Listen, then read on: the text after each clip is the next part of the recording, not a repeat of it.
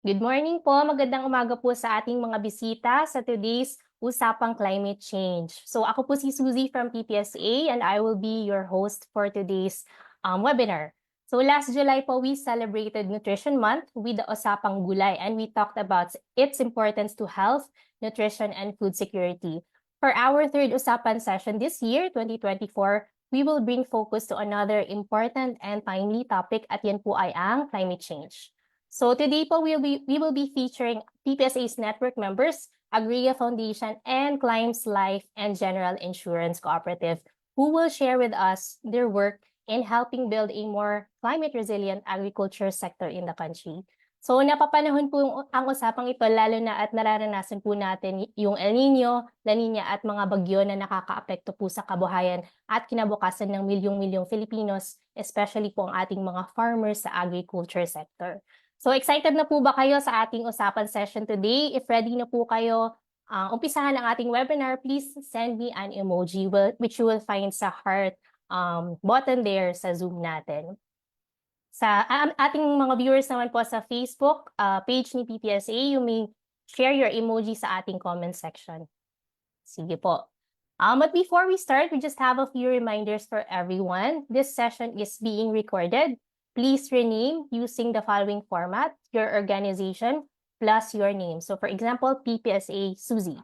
So please remain on mute while our speakers are presenting. If you have any questions later for our speakers, please send them in our chat box or the Facebook comment session, and we will address them later during the Q&A portion.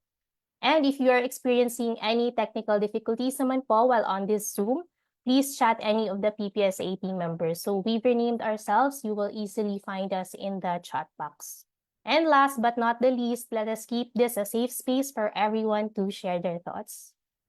Sige po. So now to formally start this session and introduce our featured organization, please welcome our very own country director, Ms. Angel Bautista. Over to you, Ms. A. Magandang umaga po sa inyong lahat. Maayong buntag sa inyong tanan. Ako po si Angel Bautista, Country Director ng Philippines Partnership for Sustainable Agriculture, o PPSA. It is my pleasure to welcome you to today's session of Usapang Climate Change, where we will be discussing the critical intersection of climate change and agriculture in the Philippines. Climate change is a critical issue that not only threatens our planet, but also directly impacts the livelihoods, well-being, and future of millions of Filipinos. As an archipelago, the Philippines is particularly vulnerable to climate change, experiencing more frequent and severe typhoons, rising sea levels, and erratic weather patterns that disrupt daily life.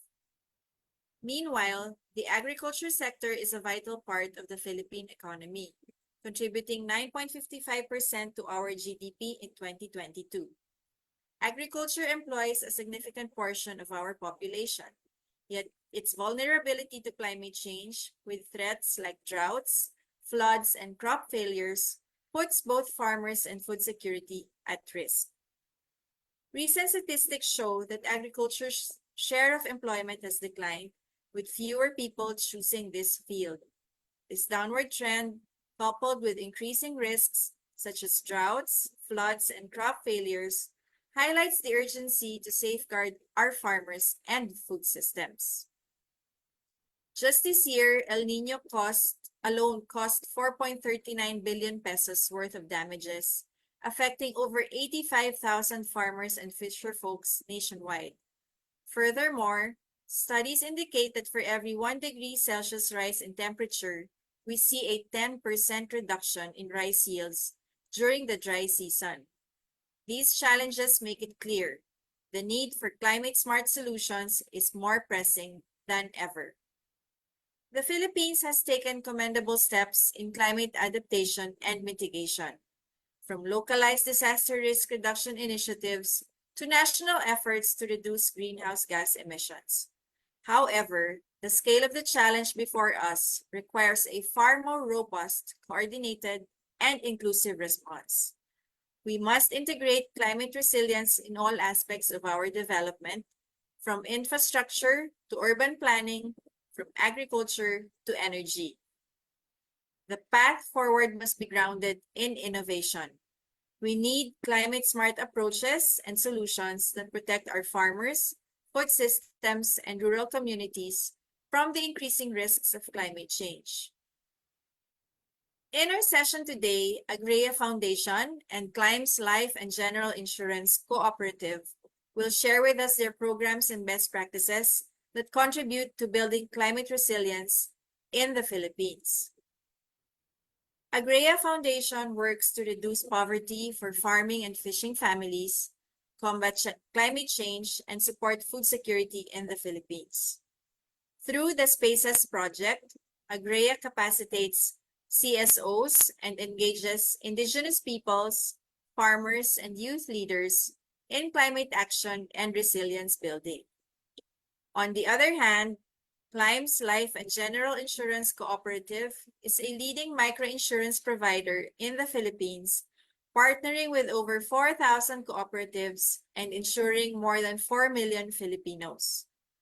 In this session, Climbs will discuss their Weather Protect insurance, which helps farmers stay resilient during typhoons and rainy seasons by covering wind speed, rainfall, and loan portfolios of cooperatives alongside the latest climate-smart agriculture insurance innovations.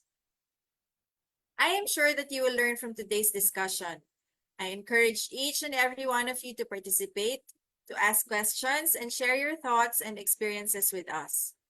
I extend my deepest gratitude to our esteemed speakers, participants, and PPSA network members and partners who have joined us on Zoom and on our Facebook Live today. Together, let us use this dialogue as a catalyst for building a more resilient future, one where we work hand in hand to protect our communities, our environment, and our economy from the worsening impacts of climate change. Thank you, and I look forward to a fruitful session. Thank you, Ms. Angel. Tama nga po, importante that we are able to adopt a strong, coordinated, and inclusive responses to our changing climate. That's why we're having this usapan session so we can spark conversations on these solutions. So ngayon po, simulan natin ang usapang climate change and let's talk about how we can help strengthen our agriculture sector's resilience to it. So our first speaker will talk about Agrea's Spaces Project, or the strengthening participation and accountability through civil society organization and engagement with subnational and national governments. So for short, Spaces. So yung Spaces po caters to capacity building on civil society organizations. So later, our speaker will introduce a youth leader from their 2023 El Nino Forum in partnership with Oxfam Pilipinas, Australian Aid, Galing Pook, Institute for Social Entrepreneurship in Asia, and Present Coalition. So the first speaker will share concerns and showcase their water management system based on insights from the El Nino Forum that was co-organized with us last December 2023. So she is a dedicated agriculture advocate from a family of farmers from North Cotabato, and she has 10 years of experience in development work in agriculture and currently serves as the Director of Community Development and Programs at Agrea Foundation. She has also led multiple development projects in agriculture in the Philippines and Southeast Asia, which shaped her expertise on inclusion of youth and women in agriculture education, food systems mapping, and farmers' resilience programs focused on climate change mitigation and adaptation practices.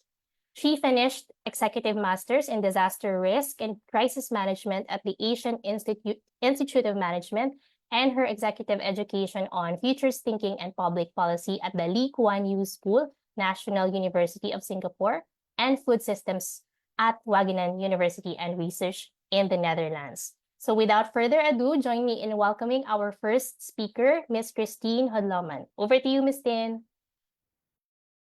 Hi everyone, thank you so much, Miss Suzy. Magandang umaga po sa lahat. Maayong buntag sa mga farmers from Visayas and Mindanao. Nakita ko po kanina dito na medyo marami tayong farming groups nagpakilala po kanina. So yung topic po namin today, it's more about New Spaces Project, but also po yung Agrea's programs on climate action. Can you kindly share the screen po? Thank you. Ito po, bakit po importante yung climate action o bakit natin siya pinag-uusapan today? Next slide po. A little background lang po from Agrea, no? Ang pinaka-main goal po namin is really ecology of dignity and cultivation of human beings. Sa agriculture sector po, I think marami po yung mga ka-relate dito, no? Ang main measure po lagi natin is, for example, gaano po kalaki yung lupa, yung ating natamnan, gaano po karami yung na-harvest. Pero po, medyo konti lang yung nagtatanong, yung farmer ba masaya siya? Yung farmer ba or fisher folk, maganda yung kanyang kita, maganda po yung kabuhayan niya, no? Na papaskwela niya ba or nasasend niya sa school yung kanyang mga anak? Meron pa siyang maayos na bahay para tirahan. So yun po yung tinatawag nating ecology of dignity. It's really dignifying yung ating mga food producers, no, mga farmers, fisher folks, and everyone po in the food systems. At actually po tayong lahat, no, kasali tayo dito sa food systems na tinatawag kasi po tayo lahat ay consumers din, no? Kumakain tayo 3 times a day. So ang base office po namin ay sa Marinduque, but yung mga programa po namin ay all around the Philippines. Next slide po. Ang goal po namin and vision talaga is itong one island economy model po sa Philippines. Alam po natin no, tayo ay isang archipelagic nation. Meron po tayong 7,600 plus islands. Pero wala po dito sa mga islands na to ang masasabi nating sustainable in terms of food. Kasi yung iba't ibang provinces po, mga lugar, nag-i-import pa rin po tayo ng mga pagkain sa mga karating nating mga probinsya, for example. At yung iba pa po ay kumukuha tayo ng rice sa ibang bansa, for example. So ito po yung dream namin to have this one island economy model na it's really agri-based, zero waste, zero hunger, and zero insufficiency po. Next slide. Ito po yung mga programa namin, but today po, we will focus on food and climate change, adaptation, and mitigation bilang parte po ng ating Spaces Project. Next slide. So bakit po nakakaapekto talaga yung changing climate sa ating agriculture at food security? Bigyan po namin kayo ng parang situationer or background for this. Next slide. Ito po yung current population natin sa Philippines, no? Exponentially growing po yung ating population. We are now at 119 million people. Ito din po yung main business ng agriculture, agri-fishery sector, no? Is pakainin po itong population na to 3 times a day. At kumukonti po ng kumukonti yung resources natin in terms of agriculture. Kaya we need to be more innovative. We need to do more with this lesser and lesser resources. Next slide. For 16 straight years po actually yung Pilipinas top 1 po tayo bilang disaster risk country sa buong mundo. So in terms po ng exposure, vulnerability natin, tsaka yung pinaka-importante po capacities, which is yun po yung focus namin, no, sa Agrea, medyo mababa po tayo. At the same time po tayo po kasi malapit tayo sa Pacific Ocean, yung Pilipinas po. Yung Pacific Ocean po kasi dito nabubuo yung mga intertropical convergence zone na tinatawag. Dito po nabubuo yung mga bagyo. So next slide po. And sa Philippines po, we have around 20 to 21 typhoons every year. At 1 to 2 typhoons po dito ang mga considered nating super typhoon. At the same time po, billion-billion po yung nawawala sa atin pag merong mga bagyo, no? Pag merong mga weather-related disturbances po. At earlier this year po, naranasan natin yung El Nino, no? At malaki po talaga yung nawala sa atin. With El Nino, less water resources. At pag typhoon naman po, no, ang isang hektarya ng lupa, pag isang bagyo lang po, isang El Nino, apektado po talaga yan. Wash out po, kumbaga, walang may iwan sa farmers, sa fisher folks. Next slide, please. Ito po yung na-share din namin kanina, no? 20 to 21 typhoons every year. So, yun po parang Santa Cruzan siya, no? Meaning, hindi pa po tayo nakaka-recover from one typhoon. Meron naman pong panibago. So, it's really millions and billions of pesos po yung nawawala sa ating agriculture sector, pati po sa ating business sa pagkain. Next slide po. So napaka-importante po na pag-usapan natin itong climate change, no? Mas maging aware tayo at malalaman po natin yung mga pamamaraan kung paano natin makokontrol ito kasi po hindi na natin makokontrol itong climate change. Kumbaga, ang makokontrol po natin sa ngayon is ano yung mga pwede nating gawin, no? Para makaano po tayo, maka-adapt dito sa climate change na tinatawag. Ito po ay nakaka-apekto sa atin lahat, producers, consumers po, no? Sa ating buhay, sa ating kabuhayan, sa ating health, lalong-lalo na po ito, no? Minsan nakakalimutan natin yung ating kalusugan, lalo na pag tayo ay farmers and fisher folks. Very much affected po yung health natin when we talk about climate change. Recovery po ito very important din. Karamihan po ng mga partner farmers namin for Bicol, for example, no, kasi daanan po talaga ng bagyo itong Bicol region.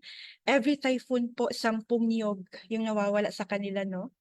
So imagine niyo po kung may 2 typhoon every year, 20 coconut trees po yung nawawala sa kanila.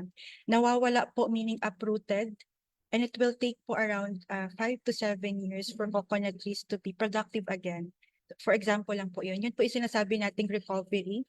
How can a farmer or a fisher folk recover po from this changing climate? At yung pinakahuli po at tayo lahat no apektado nito is yung food accessibility. Pag may bagyo po no, mahal yung pagkain. For example, minsan po konti yung supply ng pagkain sa ating mga merkado. Lalong-lalo na po pag tayo nakatira sa syudad, for example, Metro Manila. Kasi po yung ating mga pagkain ay galing sa mga malalapit na probinsya, for example, Ilocos Region, for example, at hanggang Mindanao. So, apektado po yung presyo ng ating pagkain at yung access po natin sa pagkain. Next slide po. So ito na po, no, share namin itong Spaces Project. Medyo mahaba po yung meaning ng Spaces Project. But yung pinaka-goal niya po ay mas maka-work together po ang mga civil society organizations, ang ating national government, ang ating local government units, ang mga private organizations po and NGOs po like Agrea and 4-H Club para po matugunan yung mga issues natin sa pagkain. And isang issue po talaga na na-focus namin dito sa Spaces Project is itong climate, itong klima, no? At meron po tayong tinatawag na collaborative governance, no? Kung sa mas ano po, mas simpleng word po, ito po yung modern day bayanihan. It's a collaboration po within the CSO, LGU, NGO, and private sector po. Kasi hindi po kaya ng isang sector lang. For example po, CSO lang, no, yung magwo-work out on climate action, on issues and food security. Hindi po pwede yon. Dapat po tulong-tulong tayo kasi konektado po lahat ito, no? Lalo na pag pinag-usapan natin yung business ng pagkain. And isa rin po sa na naging programa namin dito, parang is yung strengthening yung social accountability. Ito po malaking role din po itong social accountability, no? Itong social accountability po nagsisimula ito siya sa participation po, lalong-lalo na ng vulnerable groups. At kung makita niyo po sa mga lugar natin dito, no, na nakapartner sa Spaces Project, halos lahat po dito ay yung tinatawag natin na sa Eastern Seaboard part ng Philippines, meaning po na sa pinakadulo sila. Ang Eastern Seaboard part po ng Philippines, sila yung pinaka-vulnerable in terms of stronger typhoons, longer droughts, for example, climate change po. And yung participation po ng vulnerable groups, kaya yung pumili po kami ng mga masasali ditong civil society organization, dapat po inklusibo siya na merong farmer organization, fisher folks organization, kasi minsan po nakakalimutan natin yung sektor ng fisheries, which is very vulnerable po with the changing climate. Youth sector, very important po. Later po yung aking kasama dito na si Tubes will talk more about the youth engagement in agriculture. women in agriculture, very important din po to be involved on this discussion. And the last po, women in agriculture. So dapat po yung 5 sectors na yun, kasali po dito sa ating CSO members. So we have 10 local government partners po, 75 civil society organizations composed of farming groups, fishing groups, women and youth in agriculture, and indigenous peoples groups po, reaching around 8,200 members all around the Philippines. But first po, nagsimula talaga kami sa participatory approach. No, yung kukonsultahin po talaga natin yung mga farmers, mga fisher folks, ano po talaga yung problem nila in their communities, for example, kasi iba-iba po yan. Localized po yung climate change na sinasabi, no, very localized. Pero kung titingnan po natin siya on a wider picture, medyo may mga same po na themes na later i-share din namin. Pero po yung pinaka-goal natin dito is shared development for everyone. No, yung collaborative governance, yung bayanihan, it's a shared development for everyone. At dito rin po, pinupush natin yung paggawa ng mga polisiya, mga policies po, mga local ordinance, for example, that can support climate action for future generations po. Next slide. Ito po yung sinasabi nating policy engagement po na itong people's agenda na tinatawag natin. So nagsisimula po ito siya sa food systems mapping na ginagawa po namin sa Agrea, no? Meaning po kinokonsulta po natin lahat ng membro talaga ng isang organization. So for example po, yung 75 CSOs po na yon, kinonsult po namin sila lahat. Sa tulong rin po ng aming team, no, ng policy officers, consultant po sila. Ano talaga yung mga problems, for example, kasi minsan po hindi na natin yun siya nakakonsult. No, gumagawa po tayo ng mga programa na walang consultation, which is dapat po consultative po yung approach natin para pag naglagay po tayo ng programa, hindi po sayang yung ating resources kasi consulted po with the community. And at the end of the day po kasi yung community, yung local communities, yung ating champions for development. At the end of the day, development workers for organization like Agrea, meron lang po kaming timeline, no? Mawawala po kami sa isang community. But the people po, the local champions will be there and will really help on sustaining the project or the programs. And gumawa rin po tayo ng mga scorecard, no? Meaning po nito, nag-score po yung ating mga farmer groups, fisher groups, youth groups, kung ano po yung mga programa, current programs ng kanilang local government units. Next slide. And isa po sa issues na emerging po no, sa 75 civil society organizations na yon across all 10 areas po sa Philippines is itong climate change. And that time po last year, no, that was around December, and with partnership of course with PPSA, nilaunch po natin itong El Nino Forum as an awareness event po for our partner farmers and fisher folks. So we invited po our partners from Pag-asa to share with us the science behind bakit po tayo may El Nino, for example. Bakit nagbabago yung ating klima? Bakit po mas lumalakas yung mga bagyo natin?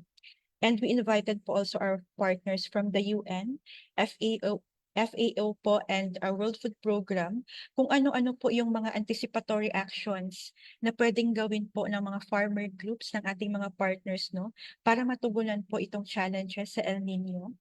And of course po, we also invited a health professional, for example, a doctor po.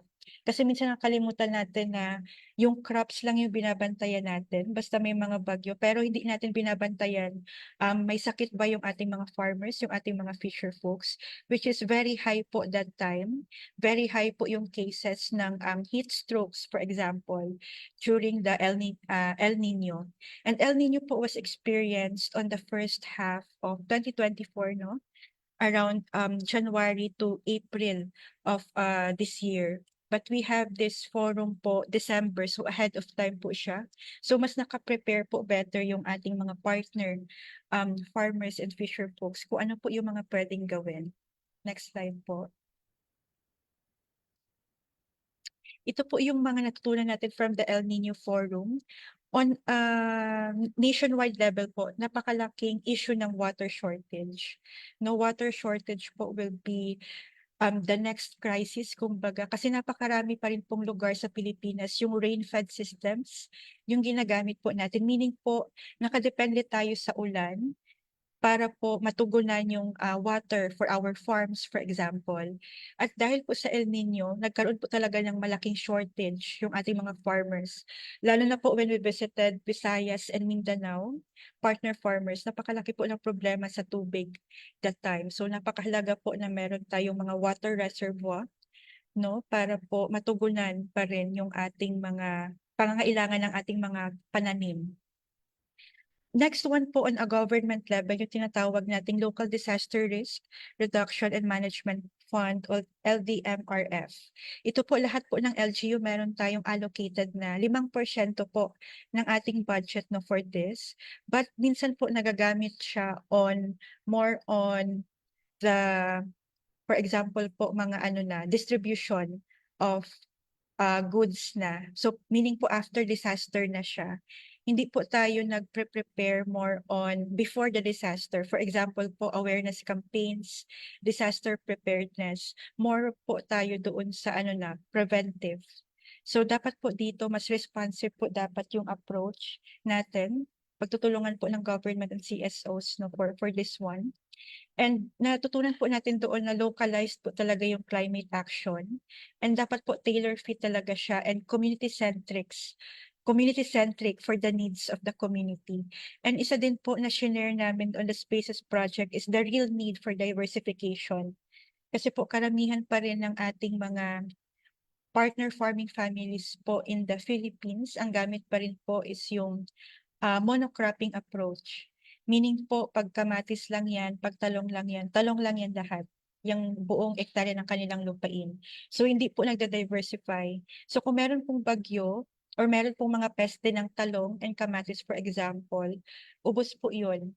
So, very important po na meron tayong 5 to 10 crops in every hectare of our land to be considered po na diversified yung ating mga farms and more resilient po tayo dito sa changing climate na ating tinatawag. Next slide po. And isa rin po sa mga naging focus ng Project Spaces po, itong Garden of Hope. So itong Garden of Hope po, nagsimula po to siya sa isang urban community sa Payatas, 80 square meter of land, 80 women during the pandemic. And we have adopted it po dito for the Spaces Project. And with the Spaces Project po, we have reached around 432 people, 45 sites po across the Philippines, and around 250 hectares of lands po. So imagine niyo from that 800 square meter of land from Payatas, lumaki po siya into 250 hectares with that concept of very simple lang po, community gardening. No? Pero ang community gardening po natin, ina-advocate natin yung paggamit ng regenerative and organic agriculture kasi mas affordable po ito, no? At mas healthy both for the farmer po and for the environment. And we really have the importance po ng partnership. So we have Oxfam, Australian Embassy po, galing po SAIA, and the 10 local government partners po we have for this project. So local partnership po is very important talaga when we talk about climate action. Next slide po. So I think this is one of my last slides na po, no? But ito po yung mga testimonies about the project. Ang pinaka naging highlight po is really the constructive engagement of the CSOs with their local government units, lalo na po sa kanilang mga local municipal agriculture offices, no? Nakapag-uusap na po sila ngayon about climate action, for example, and at the same time, gumagawa po sila ng mga local ordinances na mas constructive and mas consultative. Next slide. So this is my last slide po, and I'm very happy to introduce my my co speaker for this morning, Mr. Juveril Tenyo. Siya po ang president ng 4-H Club Butuan and isa rin po siya sa emerging leaders na masasabi natin in the Philippines in terms of food security and agriculture. And very important po yung youth engagement when we talk about climate action. Kasi po kumukonti na lang po yung kabataan na interested sa agriculture. And our farmers in the Philippines are aging.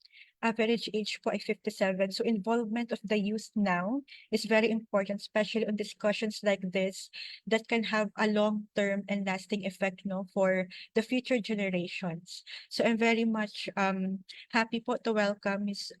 Jobs to share about his insights on spaces and climate action. So Jobs, thank you.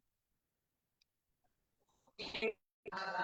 Thank you, Ma'am Tin, and good morning, everyone. So, first of all, I would love to thank for having the opportunity, lalo na yung pag-invite po ng mga young people or yung youth sector, kumbaga sa ganitong klaseng engagements. Napakalaking tulong na po ito sa amin para po mas mapalawak po talaga natin yung platform or yung advocacy po natin. Next, before anything else, next slide please. Ayan. Hello po pala sa mga viewers natin from the Facebook and dito po sa ating Zoom meeting. So hello everyone, tara usap tayo regarding sa makaan at lalong-lalo na dito sa ating usapang climate change. Next slide please.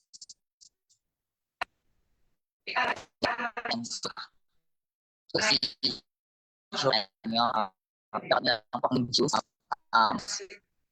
mas maganda po kung juice po. Hindi ko po alam, pero sinasabi ko po, ay may nabasa po akong libro na galing kay former DA Secretary William Dar. Dun sa libro niya, doon sa 21st century farmer, na-amaze ako in a sense kasi dito sa 21st century farmer, ang definition niya is young, tech-savvy, entrepreneurial, and green-oriented. Which is saktong-sakto or akmang-akma sa kung ano ang generation ngayon. Di ba? Sa taong 2020, 2000 hanggang 2001 hanggang 2100, ang napabilang pa sa ngayon ay ang Generation Z or ang Alpha Generation. So, oras na kasi, or I know nga, alam niyo na kung bakit kailangan talaga yung mga kabataan. Sinasabi ko po parati sa mga kasama ko po, lalo na kapag meron kami mga discussion na dapat lahat ng line agencies is may mga youth, at lahat ng mga programs is makakanggilat ng meeting is dapat is nandyan ang youth. Bakit po ba kailangan nandun yung mga young, tech-savvy, entrepreneurial, and in-oriented na mga generations? Kasi po, ang ating mga youth ngayon is dapat po natin inokonsidera kasi sila nga po, tayo nga po, or kami nga po yung susunod sa mga kabataan ay sa mga ginagawa po ng kung ano po yung ginagawa. Parang sinasabi ko po na si adult ay obliged sila to do something para sa mga kabataan at ang mga kabataan ngayon is obliged naman to do something for the kids. So that's why ang advocacy po natin is to promote to make an agricultural playground or activity resource center exclusively for kids and young people. So next please, yun green-oriented pala. Green-oriented kasi nga nakafocus din tayo sa ating climate change or yung future na aspect sa ating mother. Next please. Ayan. So sino po ba si 4H Club Butuan? Yes po. So sino po ba si 4H Club Butuan? So club sa United States noong 1902, then dinala dito noong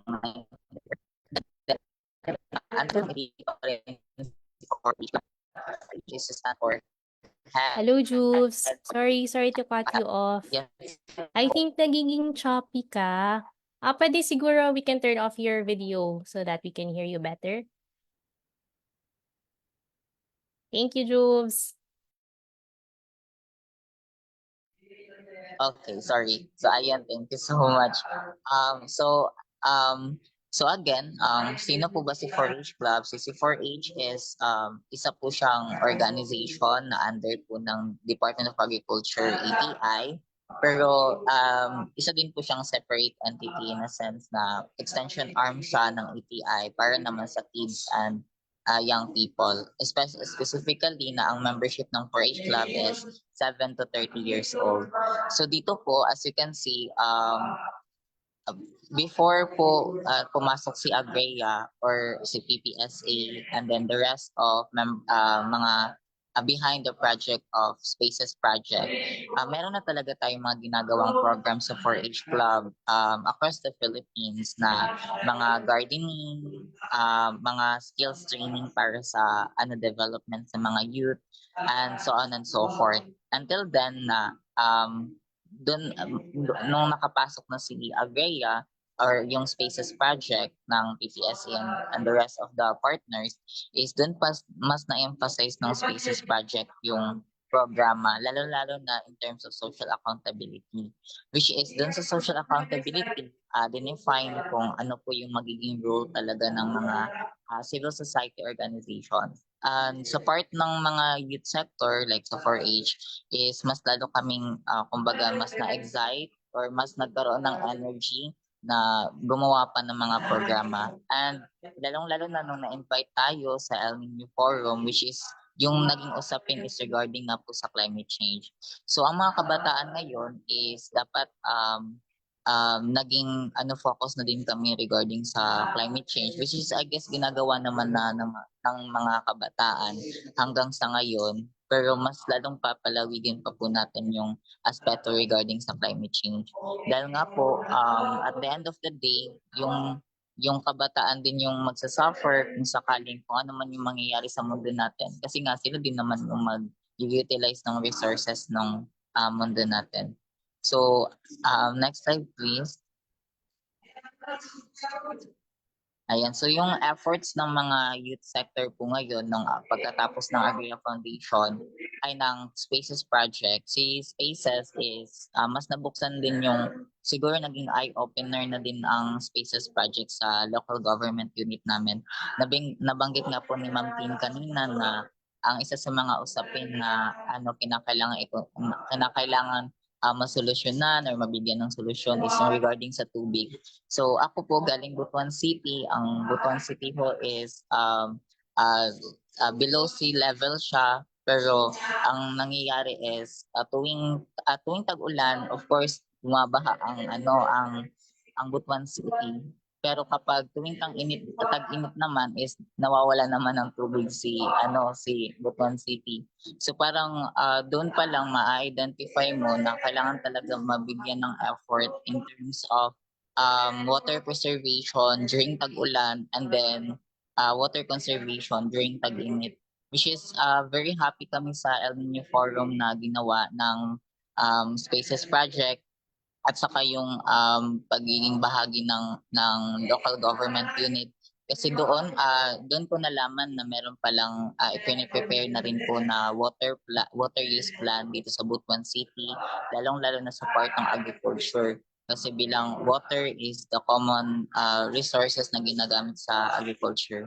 So, yung best practices and involvement ngayon ng 4-H Club in general is meron tayong mga ginagawang urban gardens to promote the industry more, and then mas kumbaga dito sa mga greening program na ginagawa ng 4-H is pangkuha or pang pagkakaroon ng interest lamang to ng mga kabataan para mas mapalawig pa natin yung yung interest sa agriculture through the urban gardens and mga iba't ibang klaseng tree planting and mangrove planting. Then may mga capacity and education din na ginagawa si 4-H Club, lalo na yung pag-integrate during meetings, yung pagpa-practice ng Play-Doh, re-recall doon sa importance ng mga youth, especially sa climate change. And then ngayon si 4H, specifically si Butuan, is naging bahagi tayo ng mga iba't ibang council or konseho, mga policy making bodies katulad ng Agri-Fishery Council, Local Youth Development Council, National Nutrition Council, and even yung sa Women's Business Development Council at iba pang mga council, which is naging mahalagang party siya ng 4H kasi nakakatulong tayo sa pagbibigay ng recommending policy para sa para po sa ikakaunlad pa, lalong-lalo na sa partisipasyon ng mga kabataan. So ngayon, nilalabi pa lang po natin doon sa part ng Youth Council, yung regarding sa agriculture and environment na mga programs na mas mapalawig pa ang yung effort pa po natin sa pag-i-involve. Sa ngayon, kasi 'di ba sa government na side, in terms of budgeting nila, ngayon is pinaplano na nila yung nagpo-propose na sila ng budget nila for the year 2026.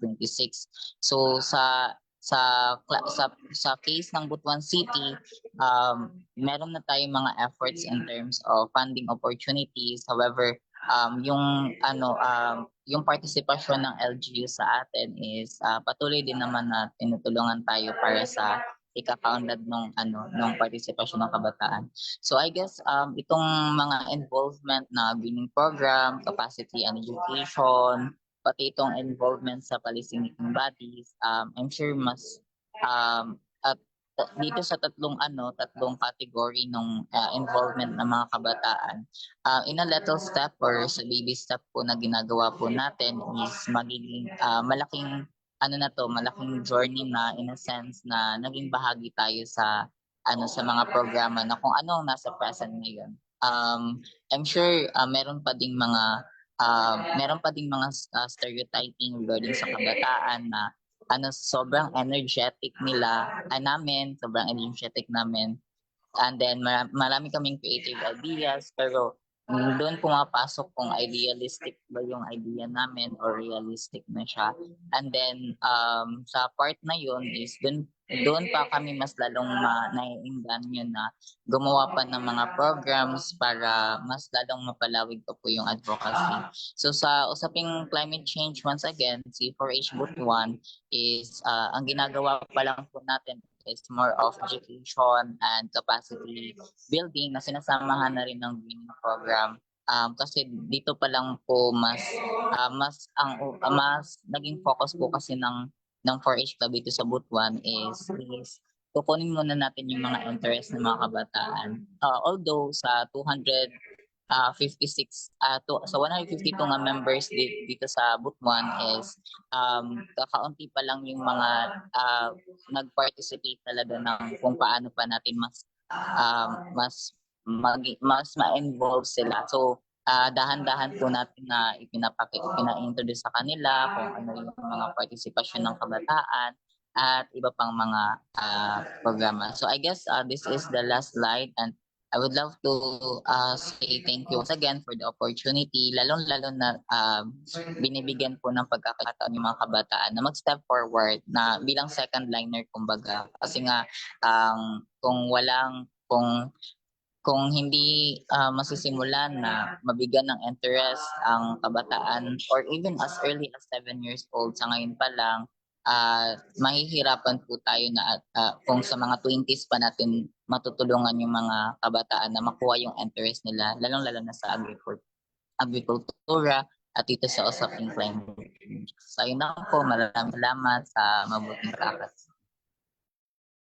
Thank you so much, Jubes. At alam namin may ganap ka today, but maraming salamat sa pagbibigay ng oras mo na to share about the initiatives at efforts ni 4H Club dyan sa Butuan City. And thank you so much then to Ms. Ten for the very insightful presentation. So masaya po kami na na-invite po namin kayong dalawa dahil perfect example po of role models for women in agriculture and youth in agriculture. So dahil po sa Spaces program ni Agrea, nalaman po natin yung big impact ng community efforts in addressing climate change. So kayo naman po mga viewers natin, kamusta po kayo dyan? You may take this moment to stretch, or if pwede din kayo mag-share ng inyong mga natutunan or major takeaways ninyo sa ating Zoom chat box or sa ating Facebook comment section from the presentations ni Ms. Tin and ni Juveriel. And if meron po kayong mga tanong for them later, please share them with us at sasagutin po natin yan mamaya sa ating Q&A portion. So ngayon naman po, we will discuss another aspect na kailangan din nating pagbigyan pansin. So aside from community engagement, i-discuss din po natin how innovative climate-smart solutions can aid in improving the effects of climate change dito sa ating bansa. So our next speaker po is currently the Assistant Vice President for Admin and Corporate Planning at Climbs Life and General Insurance Cooperative. So sa role niya po, he ensures the seamless operation of Assurance Center and enhances their processes and daily transactions. So previously, he was the CAC manager where he oversaw the team operations, process involvement, and effective people management. So everyone, please join me in welcoming Mr. Ruel Arzua from Climbs Life. Mr. Ruel, over to you. Good morning. Morning, everyone. Thank you, Susie. I'm glad to see some familiar face here. We have Ma'am Bebe from Mactan Island NPC, one of the onboarded cooperative for our Weather Protect. I also noticed earlier from Juan Caraga, isa din sa mga onboarded natin sa ating Weather Protect Insurance. So thank you so much for the opportunity for us to, introduce the product, the project that we have. Maraming salamat sa PPSA. Good morning, everyone. So I'm here to present our innovative solution in response to the effects of climate change. So just a quick introduction lang po sa Climbs. Climbs is a cooperative, a secondary cooperative. So yung mga members po namin are primary co-ops. So for the past years, yung mga products namin are focused on life and non-life insurance. But recently, just during the pandemic, we created Weather Protect Insurance, a parametric insurance and the only parametric insurance available in the Philippines. Okay, next slide, please. So as what was presented earlier, we are, I think we are all aware, we are the first among the countries with the highest world risk index. Kasi nga sa on the average, 20 typhoons yung pumapasok sa Pilipinas. And one of the most vulnerable are our farmers. So agricultural sector shares losses due to extreme weather events, estimated 62.7% or 290 billion pesos. And if you are familiar with crop insurance, alam po natin na ang nagpo-provide lang so far for indemnity type of insurance is PCIC. They are government subsidized. And medyo mababa yung farmer uptake nila kasi nga limited din yung free insurance that they offer. If I'm not wrong, nasa 1 hectare lang yung maximum na kino-cover na free ng PCIC.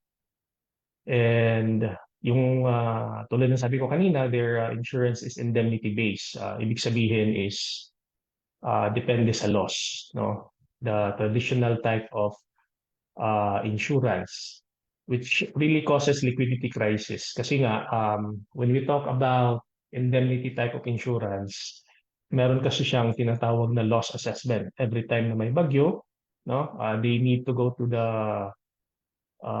affected area to assess the exact loss, kung magkano ba talaga yung loss. And sometimes it takes really months to assess the losses, to process the claims. So this is the reason, one of the reasons why we created the parametric insurance to address that concern, yung matagal na payout. Kasi yun yung pinakakailangan ng mga farmers for them to bounce back during calamities. Next slide, please.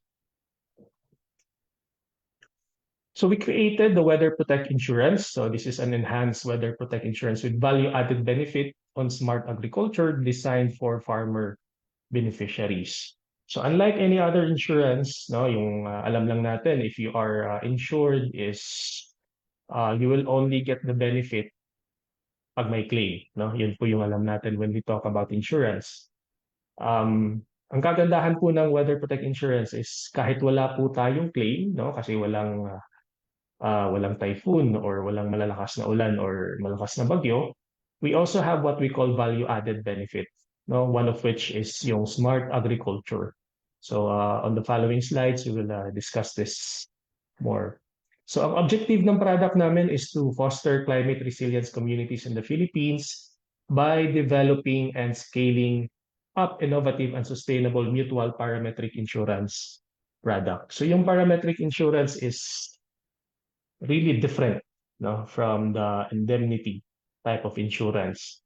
Kasi nga hindi tayo nagme-measure ng actual loss, no? There are certain parameters para magka-claim yung policyholder, no? This is also our contribution to Co-ops 2030, addressing the sustainable development goals, no?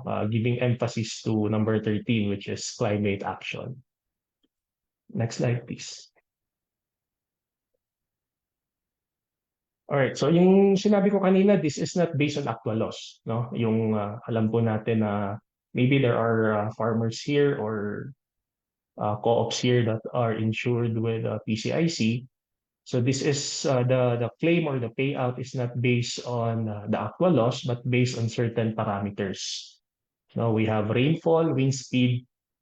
For now, those are the two parameters. So let's say for example, nag-exceed ng rainfall level yung isang probinsya, automatically there will be a claim for those policyholder belonging to that province. Now without really going to the area to check if meron bang actual damage or loss. So yung parameters lang tinitignan natin. So this is a very affordable insurance, no? Currently, we are offering it at a meso level, meaning that cooperatives are the one paying the premium. So yung mga farmer members po nila ng mga co-ops, hindi po nagbabayad ng premium. So the policyholder will be the cooperative. So during a payout also, we are going to pay the claim to the cooperative, but we are encouraging the cooperatives to distribute at least 70% of the payout to their farmer members. So it can be in the form of cash or kind, no, kung ano yung mga pangangailangan ng kanilang farmer members. So yung pinakamaganda talaga when we talk about parametric insurance is yung mabilis na payout. No, we are again, if there is a trigger on a certain parameter like rainfall, automatically no requirements needed. Wala na pong isasubmit na any requirements yung policyholder. Automatically, we will process the claim and it will be released within 10 working days. So ganun po kabilis yung parametric insurance. And of course, this is a customer-focused product. One of the value-added benefit that we have once you are onboarded or once you are a policyholder of Weather Protect is yung tinatawag po namin na community of practice. Yung community of practice po is a gathering of all the policyholders of this specific product, kasama yung mga farmer members nila, wherein we talk about the concerns or ways on how to improve the product, no? So we are doing it more than twice a year, no, to really get the feedback, no, on the field from these farmers. Kasi nga we just started this product during the pandemic. So I admit na this is not yet a perfect product. No, there's still a lot of room for improvement. So we need the feedback from the policyholders. So through that, we are conducting what we call again community of practice. So this is free. No, this is free to the onboarded cooperative. So a quick illustration of triggers and payouts lang during claims. If there is a catastrophic event, no, may bagyo, automatically the policyholder will be notified through email, and at the same time, we are also notified. So again, wala na pong gagawin yung policyholder. No, they are just notified, they're informed that there is a trigger on their policy, and automatically ipaprocess na po ni clients, and mag-aantay na lang po si co-op ng payout. Wala na pong requirements, or they don't need to do anything po. Next slide, please. Okay, one of the, as I mentioned earlier, meron tayong value-added benefit. No? Hindi lang siya protection, hindi lang siya insurance. We have also what we call Climate Smart Agriculture in partnership with Alliance of Biodiversity and SIAT. So sila yung gumagawa nito kasi Climes naman po is not an expert when it comes to smart agriculture. So we tap an expert to do this. So if you are one of the onboarded cooperatives, no, yung may one of the policy holder of WPI, you will have access to this Climate Smart Agriculture. No, this is available in the dashboard na ibibigay po namin sa mga policyholders, wherein they can download, reproduce, and distribute po sa kanilang mga farmer members. No, there is crop suitability, crop calendar, livelihood mapping, and seasonal agriculture na nagagamit po ng ating mga farmer members. Next slide, please. Another value-added benefit, no, on top of what I have mentioned, no, yung smart agriculture, community of practice, we also provide free training sa mga farmer members ng mga naka-onboard na mga cooperatives. So last year, we conducted pest and disease training. We conducted this nationwide, two in Cebu actually, one in Cagayan de Oro, and one in Davao City, I mean, in Mindanao, and in Luzon, we have one in Laguna. And this year, we have conducted another training, no, yung Agri-Expo po namin. We conducted again one in Visayas, one in Mindanao. And actually, tomorrow will be scheduled in Luzon sa Baguio. No, may other trainings that will be given to the farmer members of the cooperatives. And then again, it's free. No? Next slide, please. So ito po yung itsura ng dashboard. Once onboarded na po yung cooperative or part of the Weather Protect Insurance Program po siya, bibigyan po sila ng account to monitor their policy. So dito po nila makikita kung meron bang triggers, to monitor their triggers. They can also check using the historical weather kung meron silang gustong tignan other provinces aside doon sa pina-insure nilang probinsya. No? Pwede nilang tignan using this function, yung historical weather, kung meron ba talagang trigger previously, no, sa mga ibang provinces. And what's really useful in the dashboard is yung functionality ng smart farming, smart climate agriculture na makikita dito sa recommendations. No, all they need to do is punta lang dito sa recommendation, pipiliin yung crops na tinatanim ng mga farmer members nila, and then automatically lalabas na yung mga information on how we can assist the farmers for them to have better yield, no? Kung paano maging mas maganda yung pagfa-farm nila ng specific crop. Next slide, please. So just a quick snapshot lang po, no, on how the program or the project has been going since it started. So again, this was conceptualized 2020. No, meron tayong 5 pilot cooperatives when this first started. But yung official start ng policy wherein we offered it to to our member co-ops, we started on 2021 with just 14, no? 14 cooperatives lang yung nag-onboard. We were able to cover 15 provinces with 3,600 farmer members. On the year 2, kung mapapansin po ninyo, malaki po yung increase ng number of onboarded co-ops from 14 to 107 because this was the year where we were able to conduct a lot of roadshows nationwide. So yung roadshow po is pumunta po talaga kami sa iba't ibang probinsya ng Pilipinas to introduce parametric insurance to the cooperatives and their farmer members. So We have on the year 2, 107 co-ops. We were able to cover 63 provinces, protecting 37,000 farmer members. On year 3, currently we are on year 3 na magtatapos din po ngayon, no? September 30. So we have again covered, increased our onboarded co-ops from 107 to 187. We are currently covering 74 provinces, protecting 114,000 farmer members. Meron din po tayong payout, no? This proves that the product really works, no? Especially on year 1, mabot po tayo ng 6.9 million.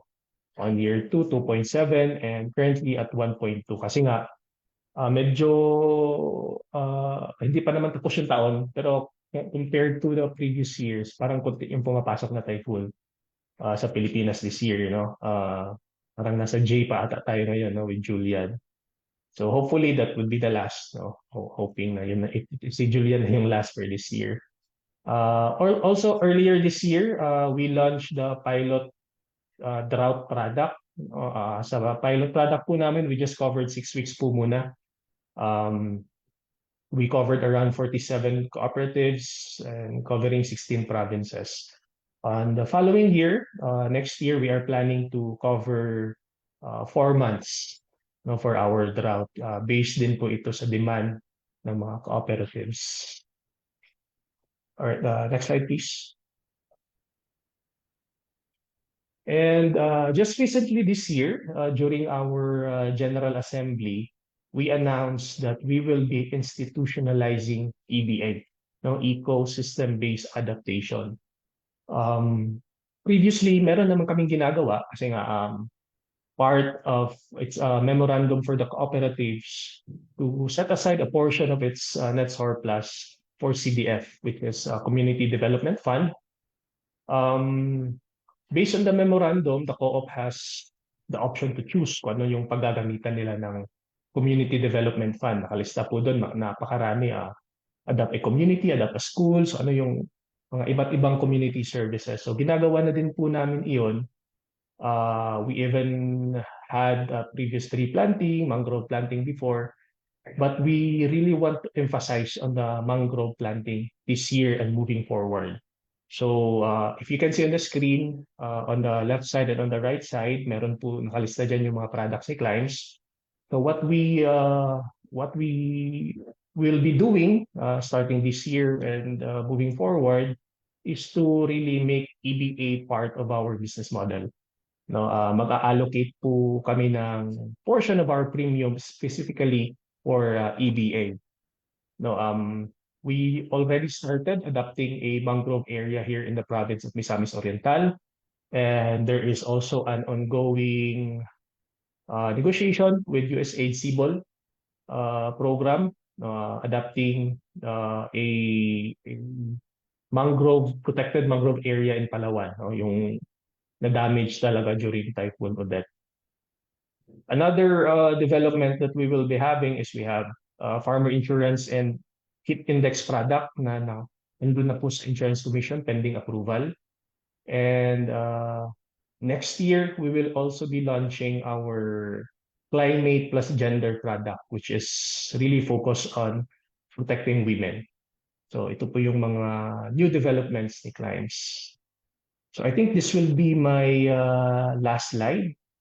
So again, thank you so much for giving us this opportunity. Thank you, PPSA.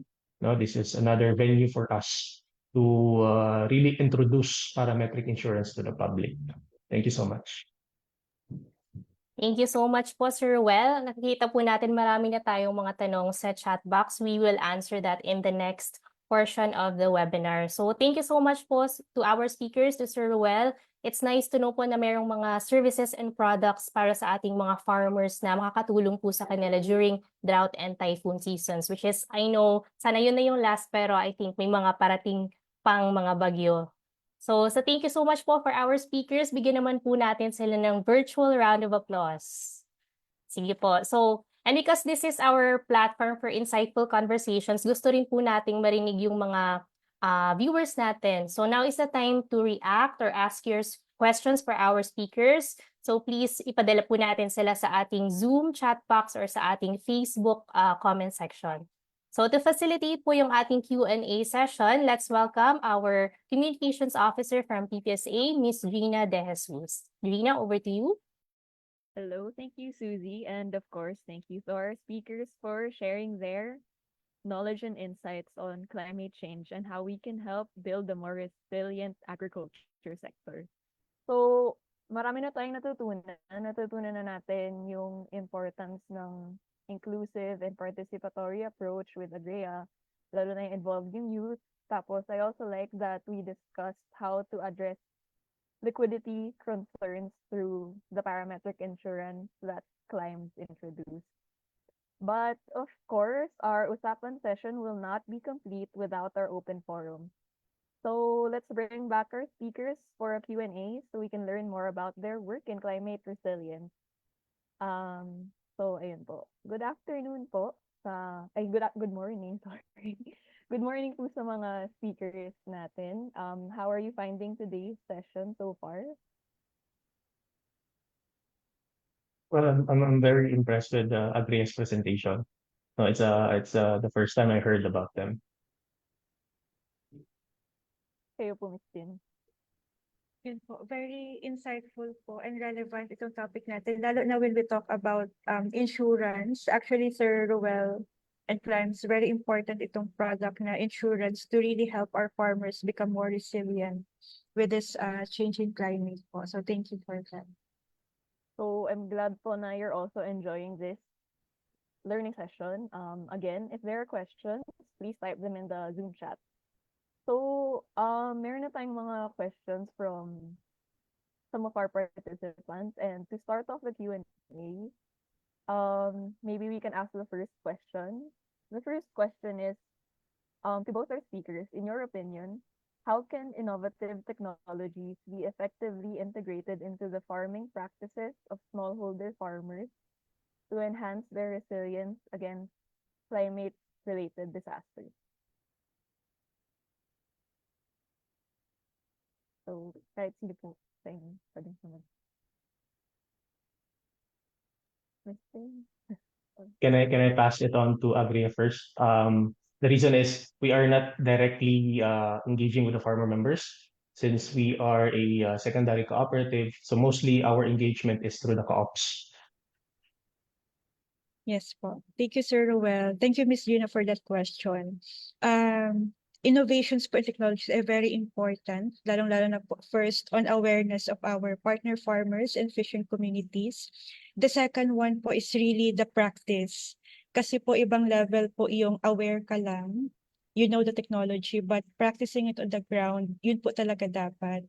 And in Agria Foundation po, we have different levels in our capacity building. But lahat po ito na first, may sessions kami on the soft skills, for example, dream building, leadership and values formation, but before the technical skills, before the innovative ones. Yung soft skills po, yung background nun, is really help farmers and fisher folks makita po nila ano yung role nila sa ating food systems, which is very important. And when it comes to technologies po, yung technologies namin, hindi naman po yung very technologically advanced. We really have regenerative agriculture, organic agriculture, diversification, yung tatlo po na ito, yung pinupush talaga namin. And at the same time, when we talk about climate change po kasi and agriculture, we should really look into the land, the soil health, which is now karamihan po ng mga partner farmers na sa Mindanao sinasabi, pagod na yung lupa. And napakalaki po ng role ng soil in terms of carbon sequestration na nakaka-add po sa changing climate, which is very technical na po, no? But on the side po ng food security, yung soil health po natin is very important. So yung technology po na ito na regenerative agriculture, going back to our soil health, and at the same time po sa health ng ating mga farmers, it's what we consider po innovative. So yung mga solutions po na ito na very simple, and yung mga resources po, the next one when we share about innovation, the second thing we should really look into is magkano ito. For example, how much will it cost me as a farmer, as a fisherman to adopt this technology? and how much can this technology add to my income? So yun po kasi agriculture is still very economical.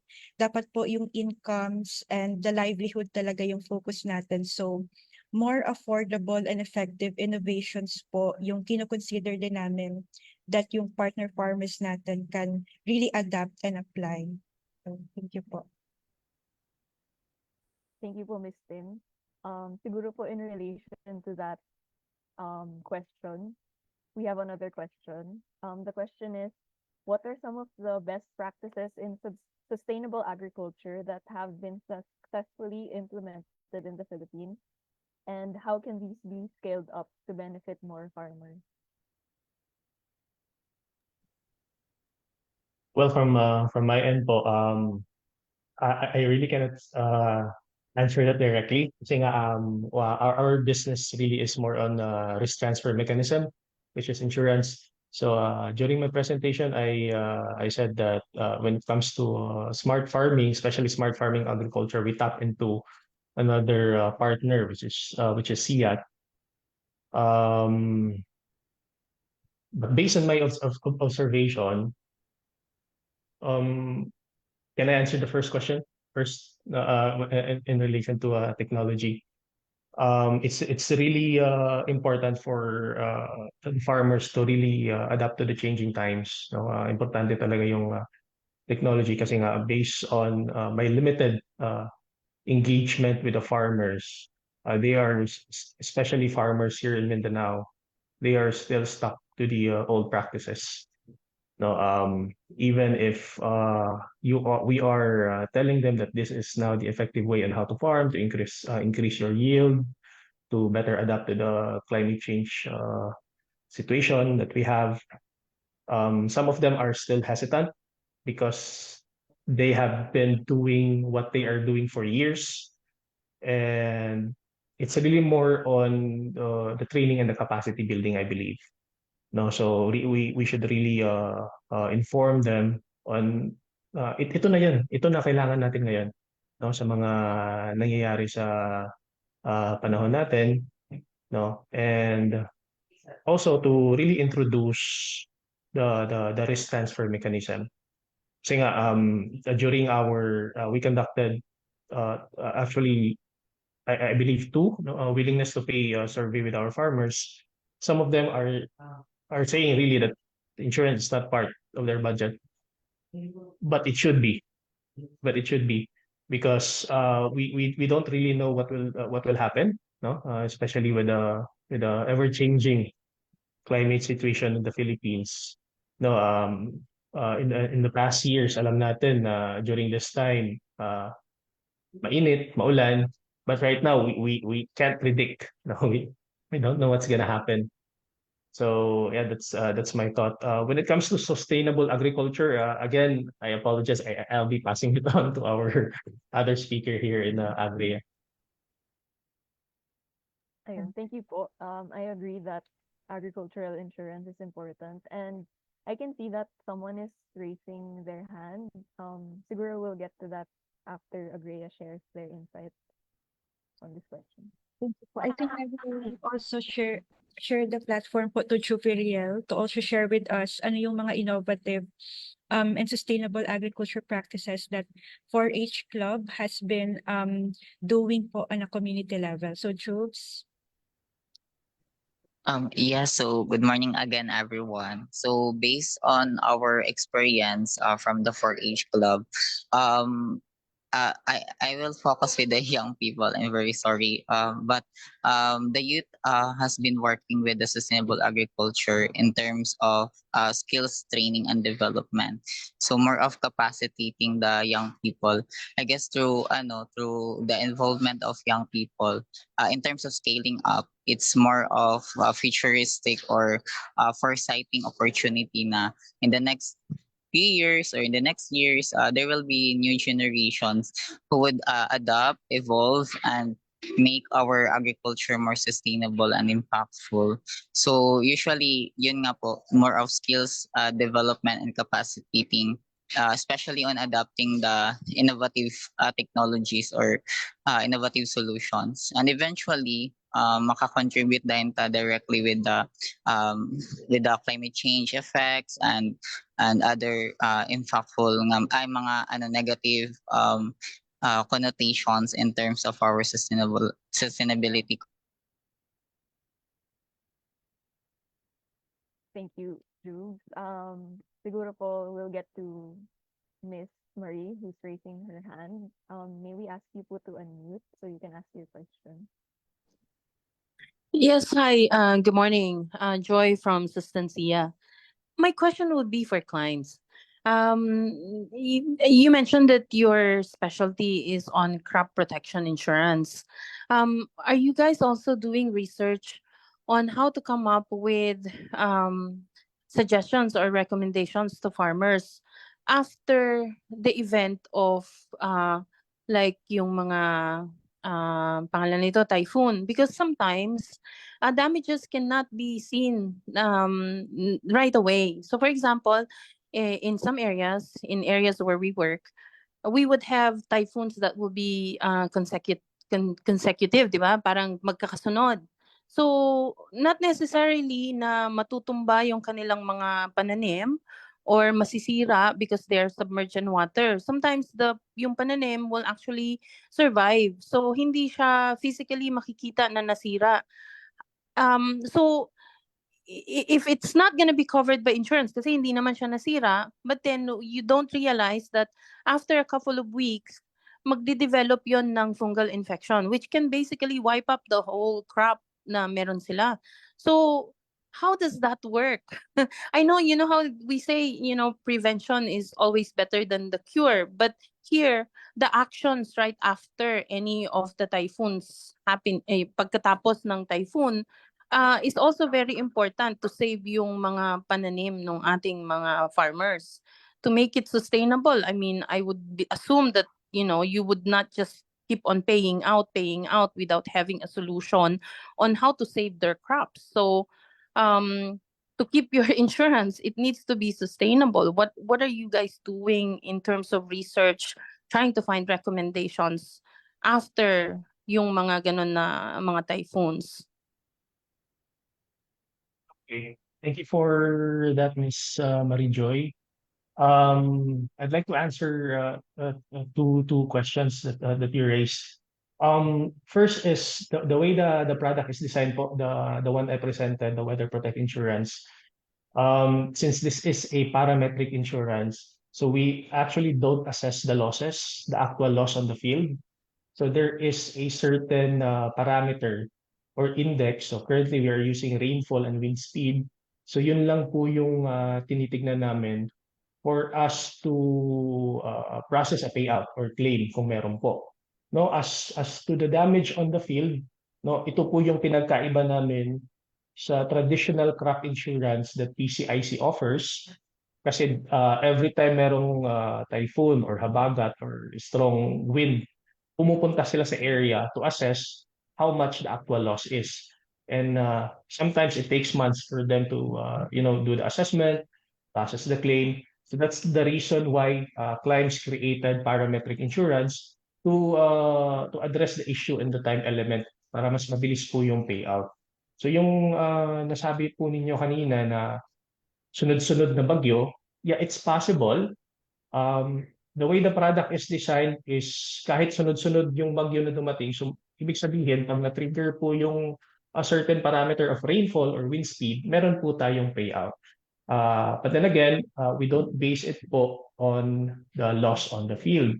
Now, when it comes to research naman, again, we have partnered with Alliance of Biodiversity and SIAT kasi sila po talaga yung expert pagdating sa research and how to sustain the agricultural practices of our farmers. So we are not yet. Yes, po. Oh, sorry, but that should be part of the educating yung mga farmers natin, like the research that those companies that you partner with are doing. It should be also imparted doon sa ating mga farmers so that they can put it into practice or they know kung paano nila isi-save pa. Because again, like I said, if we have fungal infections dun sa soil nung nasirang taniman, that would actually affect the next crop that they would do. So Yes. it's not gonna be sustainable for the farmers kapag they would you just pay them out, pero it would become a handout if you just keep paying them out using your parametrics.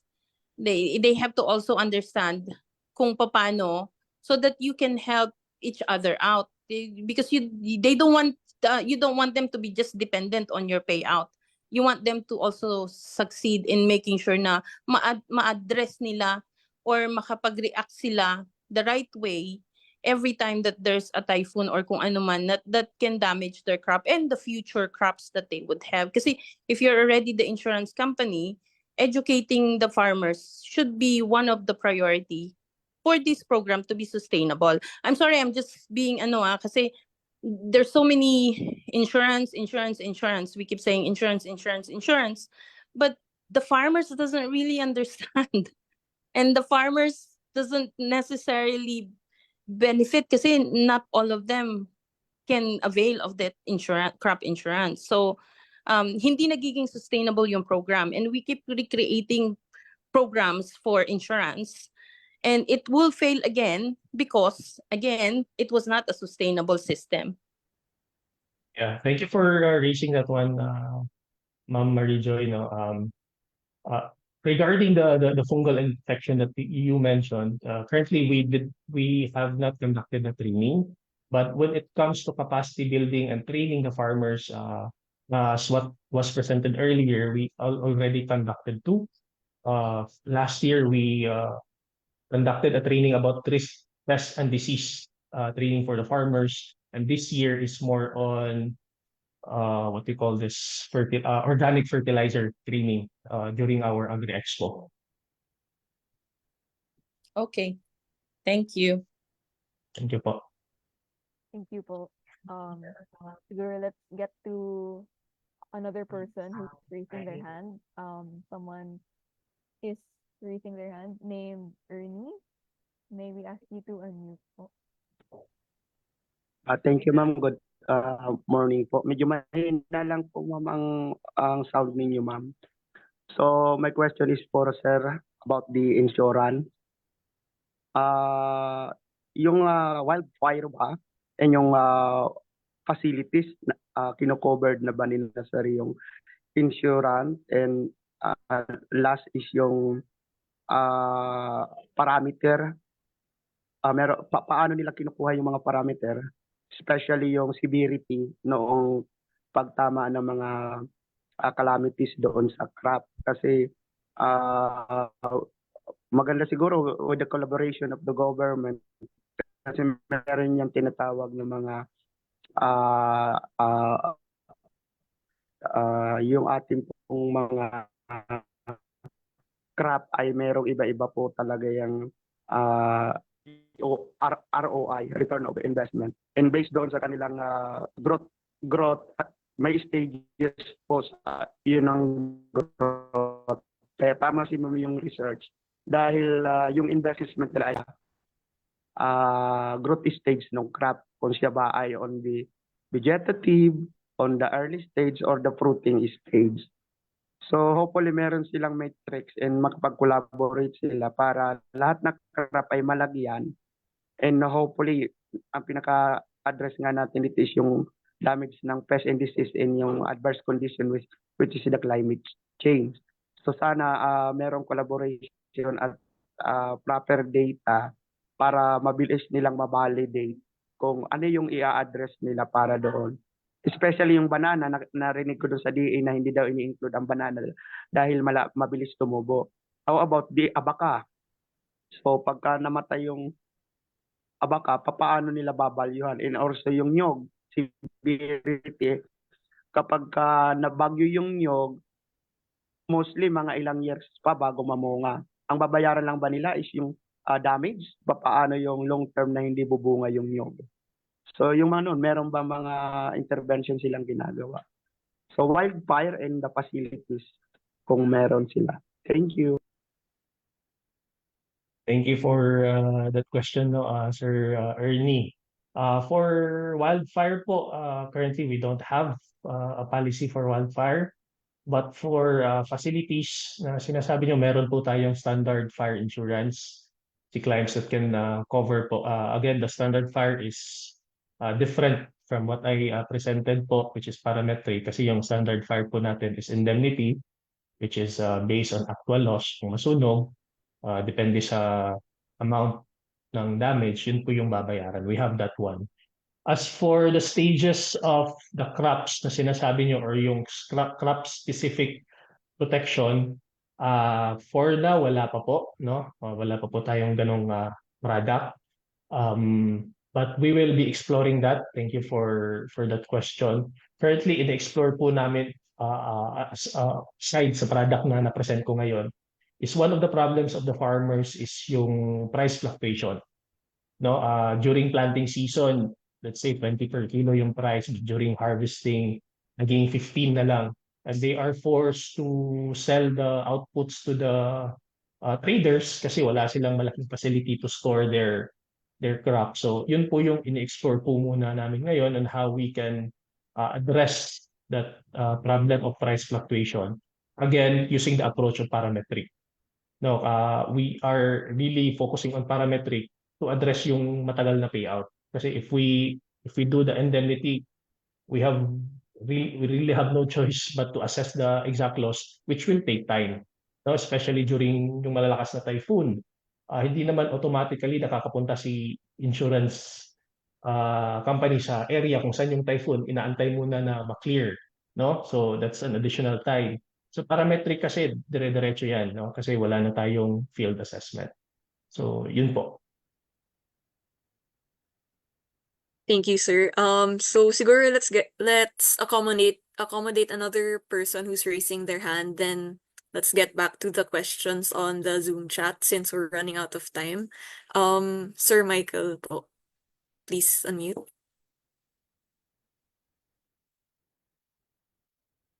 Sir.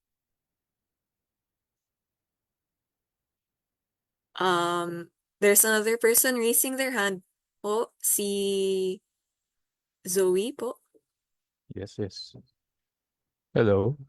Can you hear me? Yes. Okay. So, my question lang is, I'm observations for Ma'am Christine.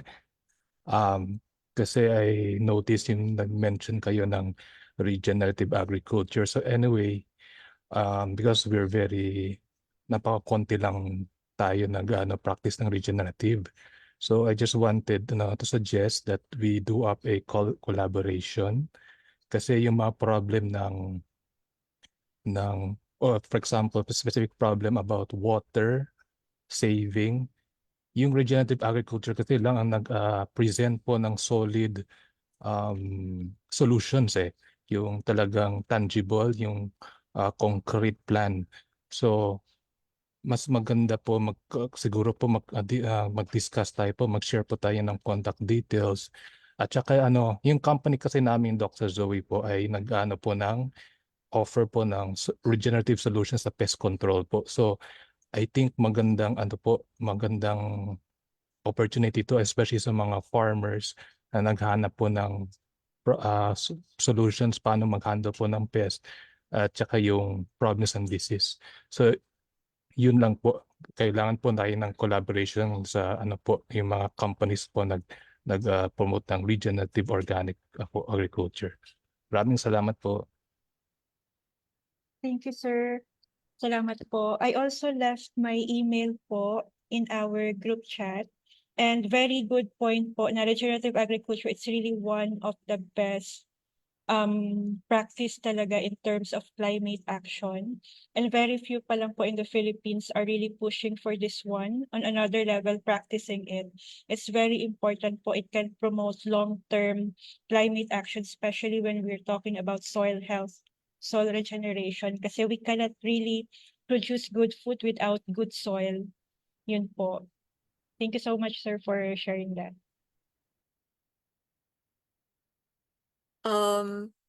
Marami pong questions sa Zoom chat about the details of Clims's insurance, but maybe the speakers can answer these questions by typing on the chat since we're short on time.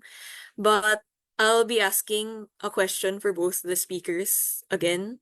So in relation to the first few questions, what financial resources from the private sector are available for farmers and cooperatives to help them transition it to available sustainable practices in the face of climate change?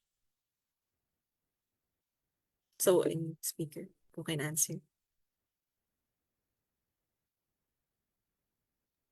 Well, as what I have mentioned a while ago, as cooperatives, we are mandated to set aside a portion of our net surplus as CDF or Community Development Fund. So again, we are using it to help the community, not very specific on the farmers, but the community that is close to where the cooperative is operating. So sa lahat po yun, no, based on the memorandum from CDA, wala po siyang specific talaga na parang may list lang kung ano yung pwedeng paggagamitan ng Community Development Fund ng cooperative. So what Climbs did is to craft our own internal policy to really focus more on increasing the adaptive capacity of the primary cooperatives, especially those belonging in the agricultural cooperatives. So for now, yun pa lang yung nagawa namin internally. No, we are closely working with CDA in partnership with Cooperative Chamber of the Philippines to influence the policy, no, to make changes to the memorandum, um, to craft a policy that is specific or geared towards really the farmers, no, na maka-benefit sila doon sa community development fund that we are entitled to give out to the cooperatives, to the members of the co-ops. Thank you, sir. Maybe Ms. Tin has an answer. Yun po. I'm not familiar po with specific finance instruments by other private organization, but within Agrea po, Agrea is actually two entities. We have the Agrea Business and kami po yung Agrea Foundation. So Agrea Foundation does all the capacity building programs, lahat po ng soft skills and technical skills. Then after that, we connect them to the Agrea Business for the food value chain. So it's something also that the Agrea Business is helping us, the Agrea Enterprise, connect them to markets at the same time, financial institutions. Kasi at the end of the day, money is very important po to really drive our food systems. And the second one po, I think we have the AFRD, but it's public po through Land Bank, I think, the Agriculture, Fisheries, and Rural Development Fund. It's a pool po of resources by finance institutions and banks that will go back to farmers in terms of first capacity building and the second one through loans. So we are now been working with this institution to really help support yung mga vulnerable groups po, lalo na farmers and fisher food groups in GIDA or geographically isolated islands in the Philippines kasi very vulnerable po yung islands, for example, and the top 20 poorest provinces in the Philippines. Thank you. Thank you, Ms. Tin. Maybe we can answer the last few questions. Another question for both the speakers. In what ways can partnerships between government agencies, NGOs like the Agria Foundation and Climbs, and the private sector be strengthened to drive more effective climate action initiatives in the agricultural sector?